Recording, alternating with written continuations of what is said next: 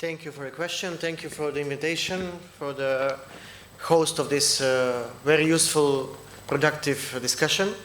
I'm representing the government of North Macedonia, the country that is member of the Berlin process, member of the Open Balkan process, a country that is devoted to European integration and that started screening as part of the negotiations with the European Union.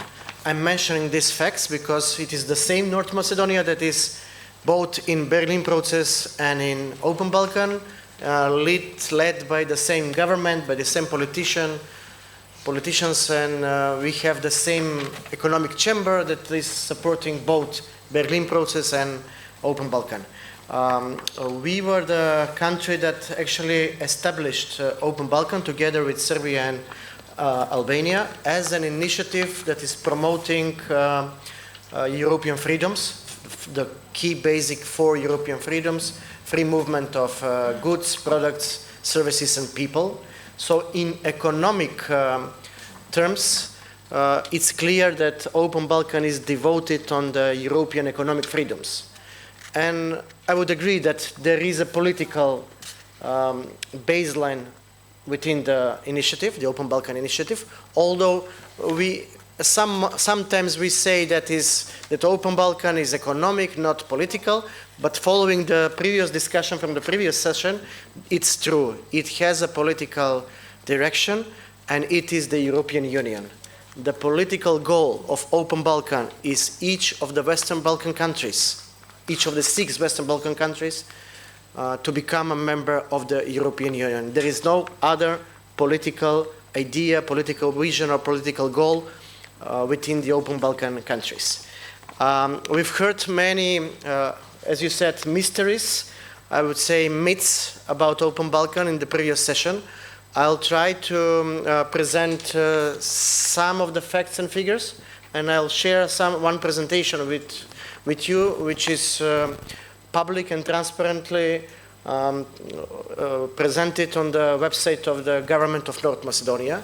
So on the first myth that Open Balkan is not transparent, I would direct you on the website of the government of North Macedonia, where you can find each of the more than 15 agreements, memorandums, protocols signed within the Open Balkan initiative.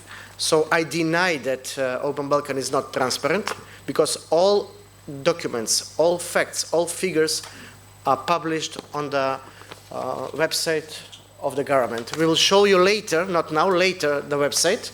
I'm just showing now the goals of Open Balkan. As you can see, it's about free movement, it's about the freedoms, and it has an open door, a continuous open door policies. So it's not true. I deny that Open Balkan is not inclusive. Non-inclusiveness means when you close the door for someone that is interested to become a member of a certain process. Being open means having open door policy, means that we are continuously inviting the rest 3 Open Balkan, Western Balkan countries, Montenegro, Bosnia and Herzegovina and Kosovo, to become members of Open Balkan, and that is inclusiveness. This was recognized by Mr. Escobar, the US representative for Balkans, and he said at a certain point that the US position on Open Balkan is that they think that it's a good initiative. They support the regional cooperation within Open Balkan. They support because it's first about the freedoms. Second, it's about institutions of the countries providing freedoms. And third, it's about being open. So whenever US says something about Open Balkan, it means that they are supporting until we remain open. So we fulfill all of the criteria mentioned by the United States, Escobar himself, and that's why we are recognized as a productive initiative. You said about the results. There are tangible results recognized by the citizens, especially recognized by the business sector. There are even certain poolings and research made among the companies in North Macedonia and among the citizens.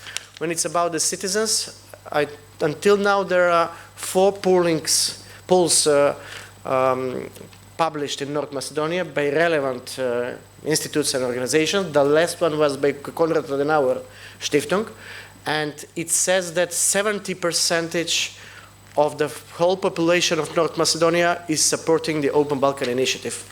And if you see the cross-cutting through different demographic structures of the total population, you can see that Open Balkan is supported by both Macedonians and Albanians, by the government ruling parties and the opposition ruling parties, by rural and urban, by youngsters and older population. So I think that it's almost national consensus on that topic. And there is no other policy in North Macedonia that has higher level of support comparing to the Open Balkan. You have something for me? Yeah, I have a question concerning that 70%, which is interesting number to know. But I'm interested in more tangible results, in the sense how their life has been improved. Let's talk about figures. Let's talk about standards. Let's talk about, we heard a lot of information from our Deputy Prime Minister today. I want to hear tangible results from North Macedonia if you have some. Yes, I have. Can we go on the second part of the slide? So here are the results.